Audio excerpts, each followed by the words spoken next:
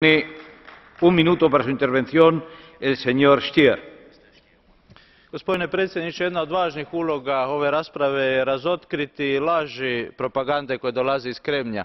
I doista je laž da je ruska invazija na Krim bila zbog zaštite manjina. Istina je da je to bila manipulacija manjine kao alibi za agresiju, isto kao što je 90-ih Slobodan Milošević koristio manjine kao alibi na agresiju na Hrvatsku, na Bosnu i Hercegovinu i na Kosovo.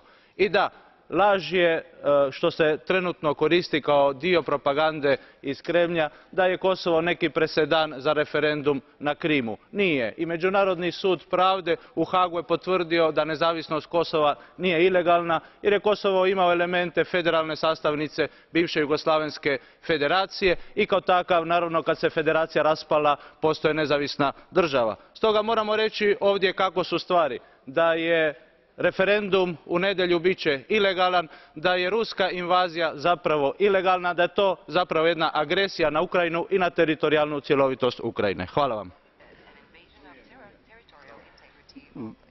Gracias, colega. El último colega que toma la palabra en este turno es el señor Schöpflin, que tiene también un minuto. Thank you, President.